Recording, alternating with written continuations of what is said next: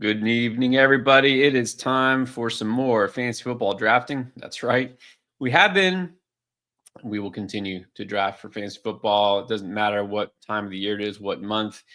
Middle of summer, great time to draft for best ball on Underdog because there are all sorts of contests that are now open that haven't been, and some that are about to close. And sometimes these contests come and go before you realize that you get a chance to get in that prize pool. And sometimes, again, we want to not just highlight the big ones like the Best Ball Mania. You guys probably know about that if you're on Underdog, but we're going to sneak you into the Pug today.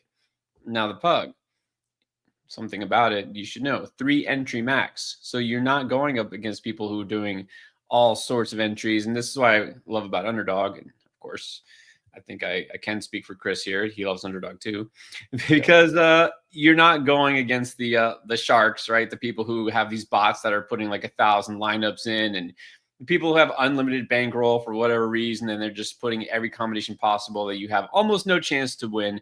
This is just people like me and you, love football, love to draft, and you can put some lineups in. 3 entry max. That is it.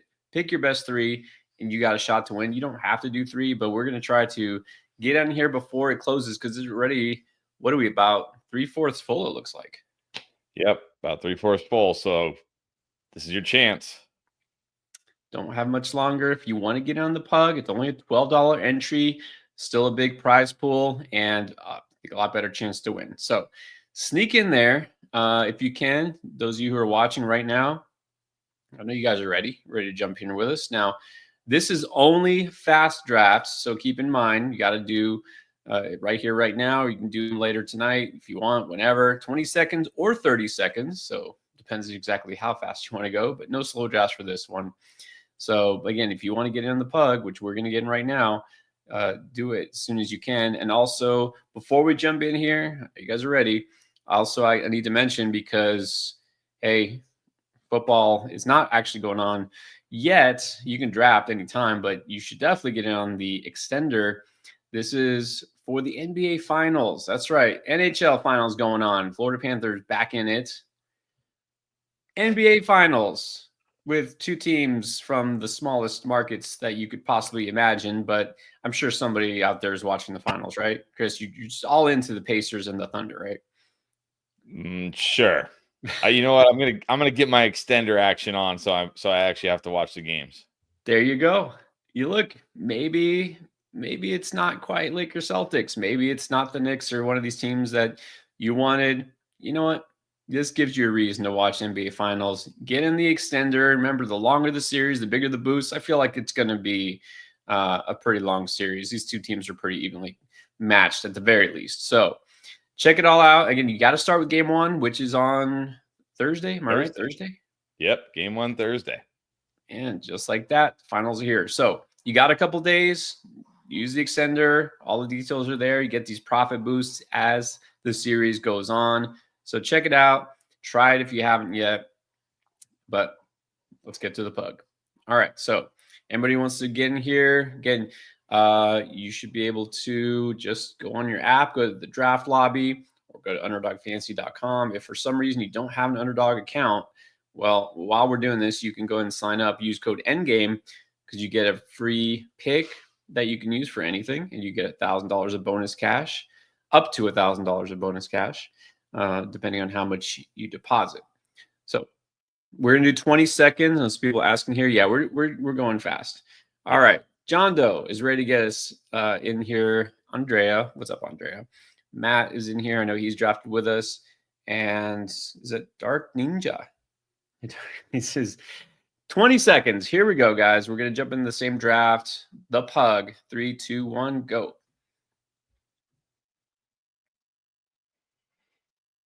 You got eight more to start? 8 more to start. All right.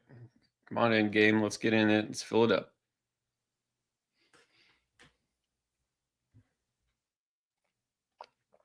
Isn't it funny speaking of like 20 or 30 second clock? Like I remember the first time I streamed this year and had to do the 20-second clock on the Best Ball Mania. I'm like, oh man, this is going to be crazy. And now it's like, I don't even think I could go back to a 30-second clock. That's exactly right. I mean, it is fast, right? It doesn't just feel fast. It is fast, especially when people don't even wait the 20 seconds when you have people who are experienced drafters. But yeah, going the other way when it all of a sudden is slower. And like when we do our mocks on Thursday, some of you guys just Oh, love regular mocks. It's like could time crawl any slower. yes. Our mock drafts on Thursday with the 60-second clock. It's like, it's like, oh, come on, make a I know, pick. I know. You have to remember not everybody drafts like every single day like we do, or For even sure. does the 20-second clock, much less the 30-second clock. So For sure. I like it.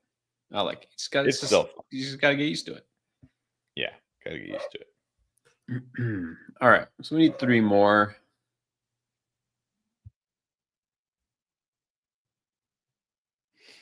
Three more people. Get in here. Get in this pug. 2 more people. 1 more person. Was it Rob? Rob saying not available in the Caribbean.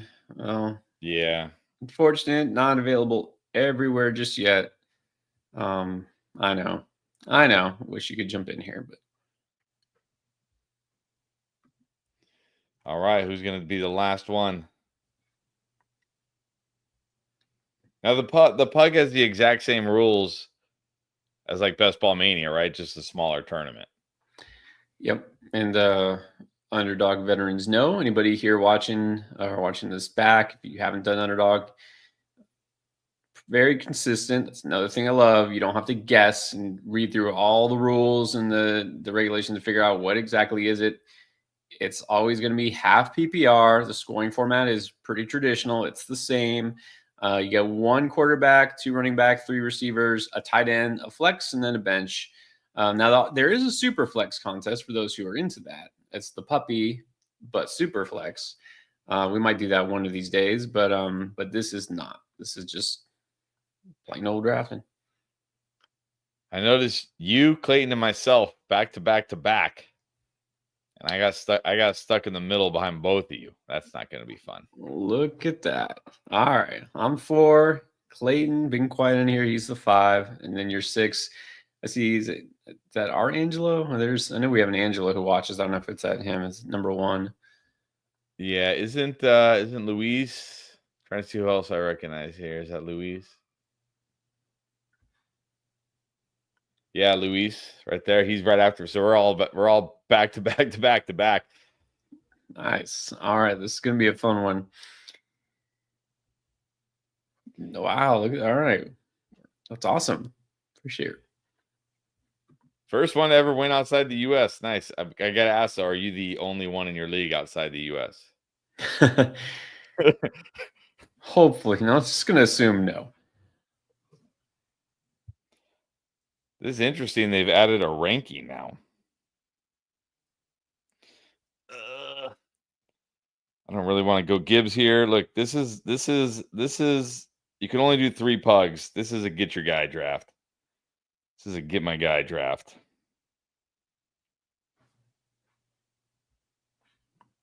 All right. Oh, Matt's not drafting. He's just sitting back and watching. Gonna see how things play out. Let's see. Oh, there's also Jamaican. Okay. Wow, Gibbs at 8. And Jonty at 7. I feel like it's just going to keep moving up. Like, at what point does he become a top 5 pick? I don't know. Is that what's going to happen? I wouldn't be surprised. I mean, I don't know if he'll go ever before Bijan, but I could see him going before Neighbors Lambda. At some point, I will probably see him drafted, I think, in the top 5 and not be shocked. No, I'm not saying Luis is not saying that's a bad pick. I actually think I like Jonty better than Gibbs. It's just, just funny how this always happens with rookies. You see that just slowly creep up the ADP as we get to the season. That's what happened to Marvin Harrison last year. All of a sudden, by the end, he was a first rounder, which is now regrettable, but still, it was understandable at the time. Man, I am jealous of Team 12. A CMC Nico start. My goodness. That's pretty amazing. Yeah, and CMC, if you are okay taking the risk, absolutely could help you win your league in round 1, or could just kill you. It's just like there's no in between. But I mean, all we've heard so far is that he's healthy and that Shanahan is going to use him relentlessly. Yeah. But how do you not buy into that? It's like, okay. Yeah. Well, I will say, like in best ball, we don't typically like to handcuff, but he's one player. I might just go ahead and take whoever, Garendo. I've been taking a lot of Garendo anyways. Maybe even like Jordan James, just in case. I don't know if that's a bad strategy. Ay. This is a tough spot for me. There's a lot of guys I like here. Let's go wide receiver heavy, a little lad McConkey. Nice. Like lad. My gonna be very tempted here. Might go robust RB also. Like I have 2 running backs is robust. I mean, it is. Oh, look, I'm not out on T. Higgins. Not like I was, early last year. Was very scared of him, but I don't think I can pass up Chan or JT. No, I'm actually very nervous about T. Higgins this year. I'm Really, surprised. this year? I'm surprised you're in on T. Higgins this year, honestly, because this Well, is what? the year. This is what T. Higgins does. T. Higgins sucks you in, and now everybody. If you think about it, 2 years ago, or I guess it was 3 years ago, he had a great season. He was going in like the second round, sucked everybody in, missed a bunch of games, had a down year. Joe Burrow got hurt. Okay, was it or however many years ago? Then going into last year, nobody wanted to draft T. Higgins, and I was like, T. Higgins is a value now. Like you're not falling for the T. Higgins trap anymore. He's a value now. Had a great year. Didn't expect that, of course. Obviously, got off to a rocky start because he still missed some games early. And I remember when he was missing games early, it was like, see, this is Chase Brown here. Come on, smash. Now he's trapping everybody again. He's setting the trap. This is what T. Higgins does. He sets the trap. He got paid. You know he's gonna miss like 5-6 games this year. He's gonna have a game where he leaves, like he doesn't play a snap. He's active but doesn't play a snap. I'm not falling for the T. Higgins trap this year. Well, he always does that. I mean, that's like a given. But I was the one after week 4 or 5, whatever. I was like, I told you this is why I didn't want T. Higgins, and then Right. he wound up pretty good the rest of the year. Yes. My concerns were he was going to try to like save himself, for free agency, but it could go either way, right? When a guy knows he's potentially headed for the big payout, sometimes they go, they go one way. Sometimes they head south, and sometimes they show out, and that's what he did. He showed that, the Bengals wanted to keep him. They kept him. He got paid. Does that make me worry now that he actually is paid? A little.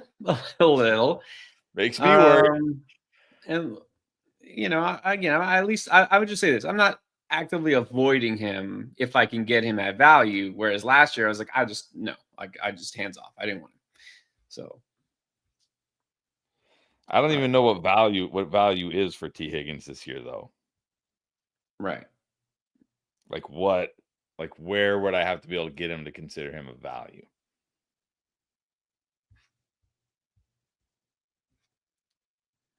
Wow. Okay. I really am surprised. I don't usually, go QB early. But I thought, well, Jaden Daniels is there.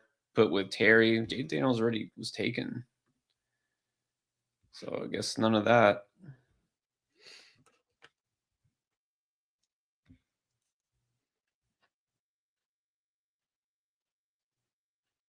What about Hampton there? Clayton taking him at 44, which is ADP is 45. I don't know. Like to me, that's getting too aggressive. Yeah, I actually talk about I guess it'll be a Friday's video. Talk about him and another rookie running back. Yeah, I mean Hampton's. I do think people are a little too sleepy on Najee. Like I don't think it's just a foregone conclusion that Hampton's just going to take over the backfield. Right. Exactly. It's gonna be both. They both have value, but again, why get one guy 60 picks ahead of the other? But yeah, I mean, I hear what you're saying. I still prefer Hampton, but based on where they're both being drafted, yeah. And all right. Got more Ridley. Sorry, I know you probably were targeting him. Yeah, he's one of the guys I definitely like here for sure. See, I'd rather snipe. I knew you'd snipe me on Harvey, but I'd rather, like, honestly, this is what I talk about in the video. I'd rather just wait around and take Harvey. Yeah. Yeah, exactly. Got him a full round later than Hampton. Who's almost certainly going to be the lead back in the Sean Payton offense. Yeah, between Hampton and Harvey, who's going to get more touches? Almost surely you've got to say Harvey because, at the very least, as a pass catcher, but also he has, let's face it, zero competition. Right. And I don't want to spoil the video that hasn't even come out yet. But I do talk about that. Like, even last year with the terrible running back room that the Broncos had, they actually ranked 5th in run block win rate last year and 5th in targets to running backs. Meanwhile, the Chargers dead last in targets to running backs. Like, they don't throw the ball to running backs. They don't do that. So Hampton is not going to have that pass catching upside. And that wasn't really his strength, anyways, coming out of college. I mean, okay, granted, yeah, he was sharing time. So many good running backs in that backfield. He wasn't asked to do that. But it also isn't necessarily his strength, anyways. He's more of a bruiser, like a strong between the tackles guy. He can, sure, of course he can. But is he going to be asked to do that? I don't think so. I don't think so. J.K. Dobbins, perfectly capable of. He's a good pass catcher. They didn't ask him to do that last year. Nope, they don't do it. So yeah, I agree. Hampton could be an elite player. Clayton defending his pick here. Najee is bad. Yeah, I don't think we can just slap Najee with the bad label. No. Javonte Williams is bad. Javonte Williams. Miles Sanders is bad. Audric Estime is bad. Jaleel McLaughlin is bad. Like, those guys are legitimately bad at football. Exactly. For an NFL player, NFL player. Najee Harris is fine. Najee Harris is fine. He's 9th in evaded tackles last year, 17th in explosive run rating. Najee Harris is fine. He's dependable. He's out there every game. Doesn't fumble. Doesn't make mistakes. He's exactly what a head coach wants. He may not be able to rip off a 50-yard touchdown, but he's exactly what a head coach wants. Exactly. All right. What do you want here? I mean, I don't want to take Burrow, but it's starting to get a little value-y for Burrow here. Yeah. Yeah, and again, I don't want to be confined with, sometimes we get stuck in like, well, I don't have the receiver, so I can't. Like, you don't absolutely have to stack your starting quarterback with a receiver. It's not like a guaranteed success for. Oh, stop it. It's important though. It's still important. I don't. You know what? Fine, I'll do it because I don't know who else I like there. Well, there you go. I took the value. That means Mike Gesicki is now in the queue. Mike Gesicki. All right, let's get back to this. Shane, what's up, Shane? We saw Brees Hall taken, actually, I feel like a little earlier than usual because he's been falling. Well, at least in our mocks, maybe not underdog. Are you worried about the talk? I don't know. Brees Hall, every year there's players that are really, there's like a handful of players that are tough for me to evaluate. And Breece Hall is one of them. Because on the one side, I want to, you want to believe in the talent of Breece Hall.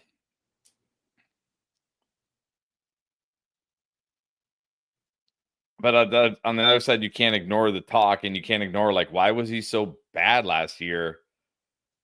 2 years removed from ACL, that's when you're supposed to be return to form and be good again. And, like, what if we – oh, my goodness. I mean, I kind of really need running back here, but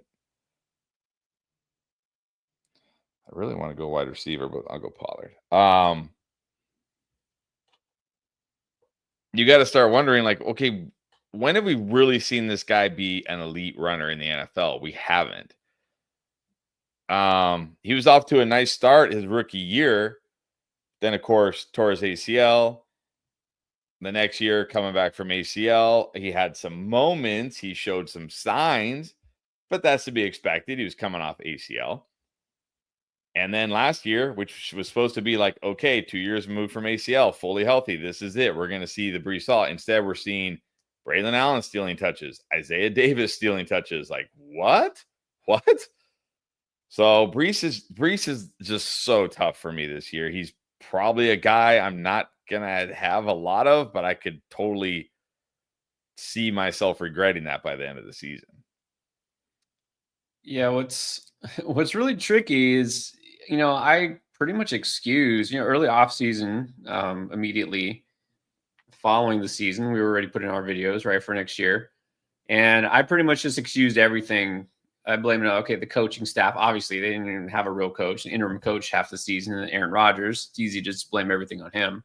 Right. And it's like, maybe the coach didn't believe in him. But now you have a new coach who seems to, for some reason, believe less in him, which is really kind of odd. And that's the scary part, is immediately coming in, it just did not seem like he was a Breece Hall fan. I don't know why, and I don't think he's even ever said why. I know, and it's weird because it's like he's coming from a team like, did the Lions ever even play the Jets while Aaron Glenn and Breece Hall were there? Like, did they ever even play each other once? Maybe once? You know what I mean? It's not like Aaron Glenn is coming from the same division as the Jets and, saw Breece Hall twice a year and is like, oh, I know I don't like this guy. Like, how can you even say this? Have you even seen this guy yet? Like, you even seen him in practice yet? Yeah, exactly. It wasn't training camp or not like the preseason. No, he's been disciplined. No, it's like he took like one look at him. He's like, nope, you're not. You ain't it. Exactly. Which is so weird, right? It's so weird. It's like, like, don't you want to see these guys in action first before you start making judgments? I don't know. Maybe he's trying to do like some Phil Jackson Zen psychology stuff on him or something. But yeah, that was weird. Yeah, so hard to gauge. I agree. Totally hard to imagine what Breece Hall is going to do this year. I know I don't really feel comfortable with him as my RB1, no matter how far he falls. So I know that just seems too risky. You know what?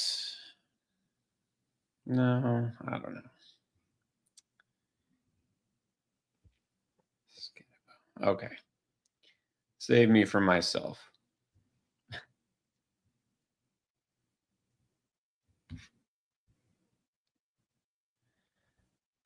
I was about to say I got to take at least one, right? At least some stock in each player. I have 0, as you can imagine, Mekba Egbuka. I still feel like his ADP is way too high, like just because he's a rookie. I'm like, okay, maybe I'll just take him once, but nope, don't have to worry about that. I don't think I'm going to take him once, to be honest. Yeah, and going now inside top 100 just seems unreasonable. Like, what's the path? Injury, right? Like, it just seems like injury is the only path. Which could happen. It. Multiple injuries. Well, I think he only needs a Godwin injury. Okay. Because, look, Godwin's had injuries in the past, had an injury last year. Because I think Egbuka needs to play in the slot, ideally. So, like, yeah, if McMillan goes down, they'll probably put Egbuka on the outside, but I don't think he'll have success out there. Same with, like, if Evans goes down, they'll put Egbuka on the outside, but I don't think he'll have success out there. So he needs Godwin to go down. Yeah, and sure, it's possible, but even then, it's not the same as a running back who just immediately assumes the touches and plays the same role. Like it's a lot harder for a rookie Right. receiver, who has been number 3 or 4 in terms of pecking order to all of a sudden ascend. So yeah, I probably won't take him. Yeah, I'm fine. If I miss on Egbuka, oh well.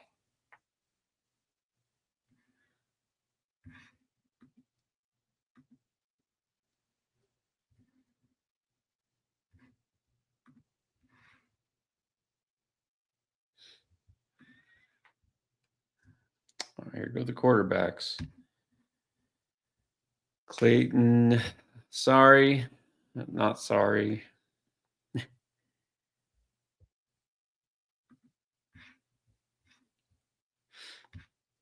Clayton at 800 times.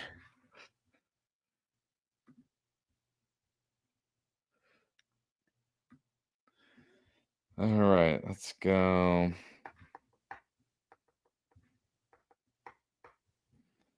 All right, let's go Najee here.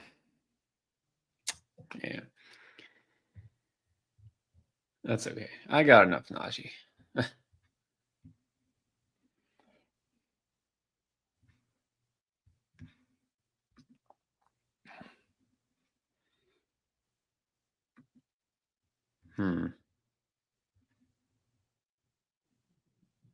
You know what? I'm gonna mix it up here. Here's a player I don't think I have at all. Maybe once, Christian Kirk.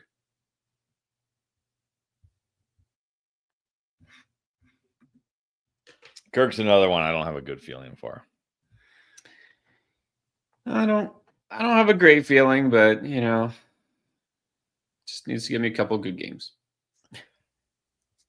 I just mean like, because I know sometimes it's easy to just be like, oh, they drafted these 2 rookie wide receivers. That means they don't like Kirk. But it's like, no, that's not necessarily what it means. It Right? means Kirk coming off a serious injury, but also last year, once Diggs and Dell went out, they looked around and they had just a Right. bunch of guys, and none of them. It's like, okay, we need depth. Like we need to not just sit here and wait on John Mechie and Xavier Hutchinson and those guys to step up. I think they had their chance last year, and obviously didn't quite do it. No. So I could definitely see Kirk, taking that slot role, especially early in the year. And then if he's playing well, he could hold on to it.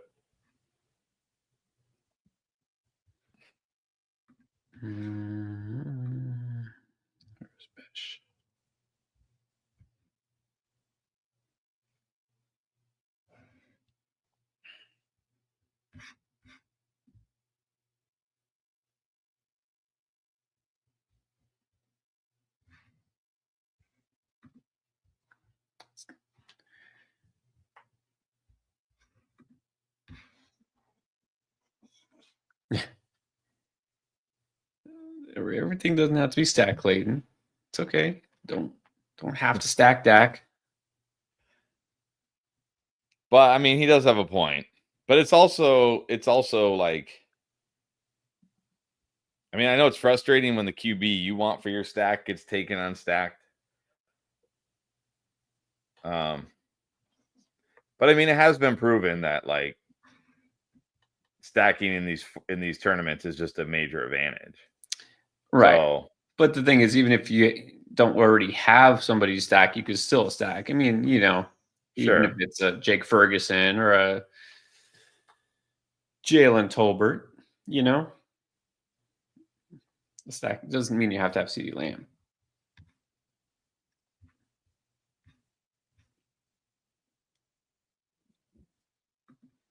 So by the way, it's one of those players, the downside to rookie drafts because we love drafts, right? Love getting rookies. But then when you have like 5 or 6 draft picks because you've accumulated extra picks, and you're like, oh, I've got to cut like 5 players. And then there's those players you're like, uh, I don't know, like I really don't feel like I need this guy, but then what if? And so Jalen Tolbert's one of those guys I'm staring at on my dynasty roster. Like, okay, I know I don't need Jalen Tolbert. Like he wasn't bad last year, and he Right. didn't really get like major competition this offseason. So it's like it's dynasty. He's still young, so I'm on the fence. Yeah, there are some guys like that are tough. I think you got to also look at like how shallow is the league. Like, I try to think like, okay, if I drop Jalen Tolbert, what are the chances somebody out there picks up Jalen Tolbert? Or what are the chances like at some point during the season, Jalen Tolbert becomes a commodity, which I guess could happen if Pickens gets hurt. Yeah, it's possible. I mean, I know I probably don't really have a strong case to make for Jalen Tolbert being, like you said, like an asset in dynasty, but it's not like an obvious cut. Right.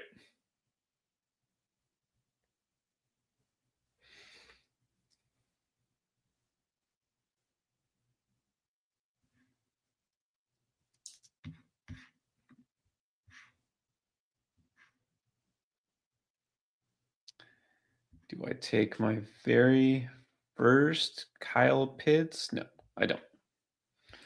No, that's a guy. I'm not drafting Kyle Pitts, and now he's already dealing with an injury. Nah, no Pitts. No. Pretty sure about 99.9% out on Kyle Pitts forever. Yeah, he's had his chances.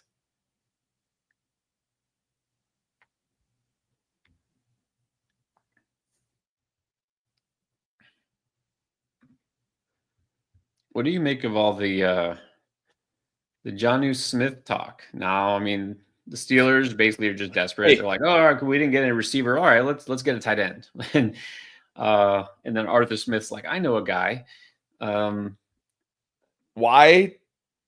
Here's my question. How come every time there's any kind of trade rumors, the Steelers are interested in that? Like, do the Steelers, like, they just love making trades? Like, you know what I mean? Like, the Steelers, they're interested in everybody. Every rumor I see, like, oh, the Steelers called to inquire about this guy. The Steelers called. Because they need the help. Well, they had a guy, they got rid of him. So, it's like, yeah. And I mean, is Jonnu Smith your answer to replace George Pickens? Jonnu Smith, that's your answer? Actually would make more sense in the offense they run because whoever's at quarterback is probably not going to be able to check the deep ball very well. It might just be better if they play the dink and dunk and just have a tight end, have 2 tight ends, and they got Muth still. Just have 2 tight ends out there instead of trying to get it to a George Pickens down the field. Yeah, I don't think so. And do the Dolphins even want to trade Jonnu Smith? That's the other part. That's what's weird. Why? This guy just had his best season, was basically your best receiver, better than Tyreek Hill and Jalen Waddle, and then like let's trade him. Okay, well then. Well, Mike McDaniel just said like he doesn't want to, and he doesn't. He said he can't speak for Jonnu Smith, but he said he wants Jonnu Smith to be on the Dolphins. Well, why wouldn't they? Yeah, I don't think this is anything. Probably not. I mean, it's like Steelers fans and beat writers wanting to make it a thing because like, look, we need something, anything. Yeah, like everything has been about the Steelers this offseason. Right. Like every wider, like they're trying to trade for every possible wide receiver. They're trying to trade away George Pickens. They're talking to every possible free agent QB. You know what I mean? Like they're like every available player is like being linked to the Steelers. Like what is going on? Like, yeah, I don't. Well, it's like usually in the offseason, it's the Cowboys, right? Always before the trade deadline. The Cowboys, they need this, they're going to do this. And they never actually do anything, but it's always about those teams, right? It's always the same teams. Yep. Not going to happen.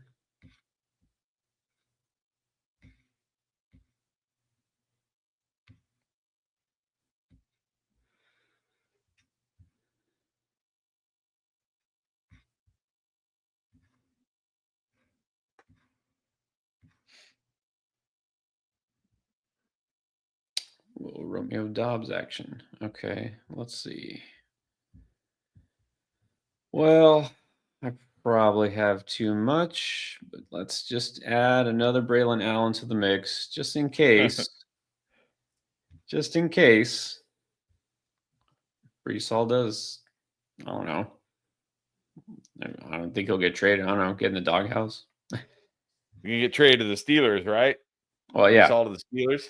that would make sense. I mean, they got to replace Najee. Never mind, they drafted a rookie. Yeah, it's and at first I loved the landing spot, perfect, right, in terms of need and fit for Caleb Johnson. Then I remembered Arthur Smith. I was like, please, Arthur Smith, just don't ruin Caleb Johnson.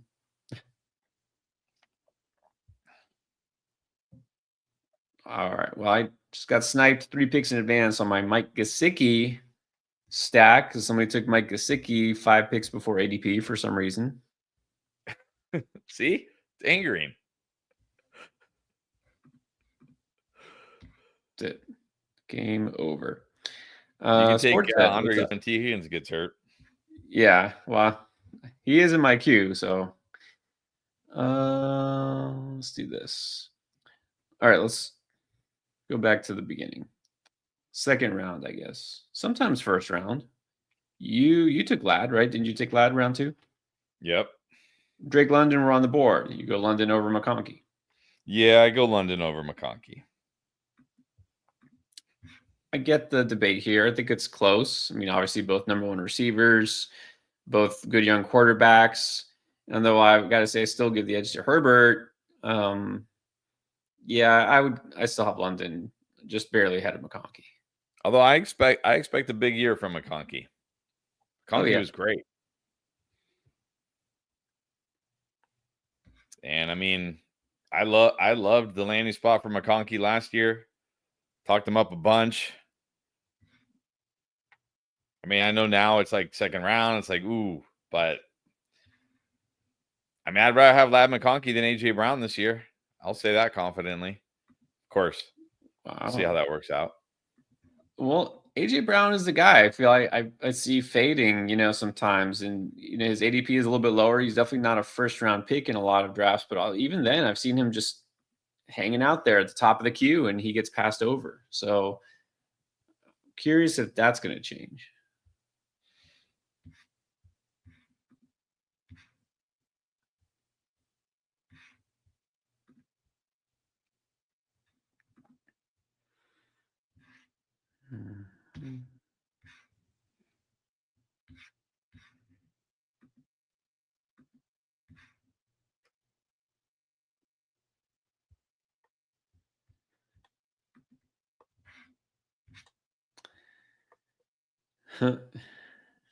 Tight end. Yeah, I'm looking. Man, I need tight ends. I'm waiting. That's for sure.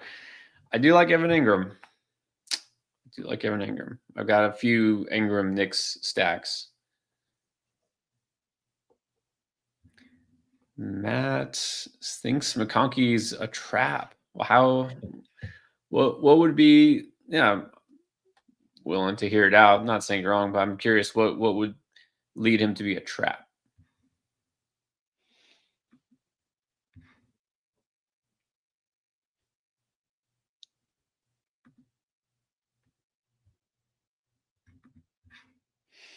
I think the running back I just took might be a trap, but I've got a lot of Blake Corum, so let's get some Jarquez Hunter just in case. You never know. I see, and I've taken a couple times here and there because you never know. The Washington running back, Ja'Cory, was it Krosky Merritt? Yeah, but no. I think that's so hoping against hope. I think so. I think if you're in like maybe a kick or punt return league, he can help you out. There you go. If you're lucky enough to be in a league like that. Lucky enough. Uh, All right. Well, I waited long enough on the position. Here we go.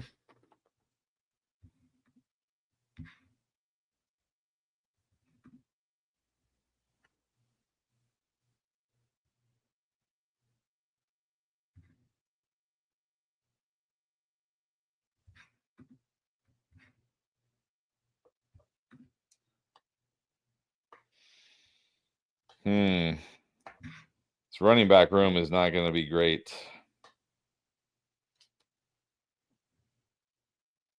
I've already taken way too much Kareem Hunt than I would like. Another Kareem Hunt. Wow, that's already way more than I expected. Somehow he's always a thing every year. Yeah, well, this is true.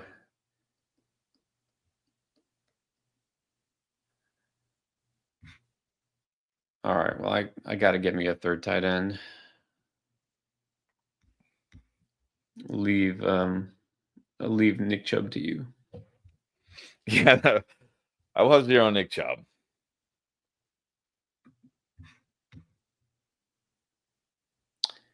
What? Am I serious? Are we serious about what? I think you're Jatavion Sanders.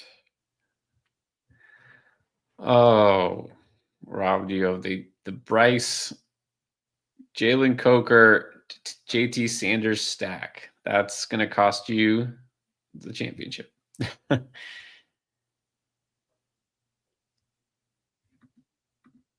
You could always, I'm sure Adam Thielen's still out there. You could probably get him. Oh, maybe not.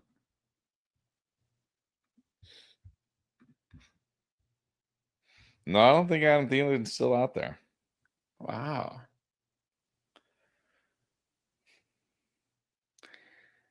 Eminem, good question. Okay, this is best ball, but redraft. Interested in any Bills wide receiver, and of course, assuming you mean for where they're going. That's a good question. You get your last pick here. But, oh, look, somebody did take Nick Chubb. You actually did get sniped him. Oh, I think you got to be interested in Khalil Shakir. I mean, he's been good. I have some interest in Josh Palmer as this year's Nick Westbrook-Akine. I don't think I'm going to draft Keon Coleman and redraft, to be honest. And don't forget Elijah Moore. Oh, I was trying to think. I was like, I know there's somebody else, but I can't remember who it is. Well, there it is. Yeah, I'm not drafting Elijah Moore. And this summary they haven't updated, but here, Underdog, see, he just got taken. They don't even have him listed with the team yet. I guess because somebody drafted Elijah Moore. Somebody just drafted Elijah Moore. Somebody after that drafted Amari Cooper, and then after that was Nick Chubb. So this is what you call lotto ticket time. All right. I mean, Amari Cooper is even going to play this year? Somewhere. I'm sure he'll catch on somewhere. All right. Well, that's it. I think it's over. Let's see what we got here. Remember, those watching, this is the Pug. Doing the Pug because instead of putting tons of entries into the Limitless contest, 3 entry max here. So you can do a couple of variations, get your quick drafts on. 40 minutes maybe. We just got a draft done. Do 2 more times. You maxed out and see what you can do. It's almost full. So if you want to try the Pug, only $12 entry. Still a pretty healthy prize pool. And again, a much better chance to win because you're only going up against people who can do at the most 3, not 100 or 1,000 lineups. So let's see. You got Baker Mayfield, Justin Herbert, solid 1-2 punch. And then I mean, I'm sure you stacked because you can't have an unstacked team. You wouldn't want to do that like Clayton. At RB, you got Chase Brown, Tony Pollard, Najee. Let's see. Jarquez Hunter. Wow, he's your 4th running back. Kareem Hunt and James. All right. Now, this, without having seen your receivers yet, strikes me as possibly an anchor RB team. And I noticed you're pretty happy to get Chase Brown where you got him. Yeah, I think Chase Brown in the third round makes no sense. Like, this guy is a workhorse running back and one of the best offenses. Why he's in the third round? But now I look at this running back room, I'm like, this actually isn't bad. Chase Brown, Tony Pollard, Najee Harris. I mean, if one of those late round guys does anything, this isn't that bad. Thought it was going to be worse. Yeah, I mean, well, look, Pollard and Harris, between those two, you should get a weekly RB2 every week, pretty much. And so, yeah, but I agree. Chase Brown probably should see his ADP climb a little bit since the NFL draft, and he really hasn't. All right, No. wide receivers. I'm guessing this is the strength. Malik Neighbors, Lad McConkey, Jay Mose. Wow, is that your wide receiver 5 is Chris Godwin? I mean, even if I almost took Jacoby Myers over Tony Pollard too as my wide receiver 6. It was wide receivers were just out there for the taking in this draft, it felt like, or at least when I was on the board. So yeah, I love my wide receivers, which is why I'm not too worried about my running back room. I took Noel and Dobbs for the bringbacks in week 17. So, but they're like my dice rolls. So it's fine. Yeah, exactly. Very nice. And then tight end.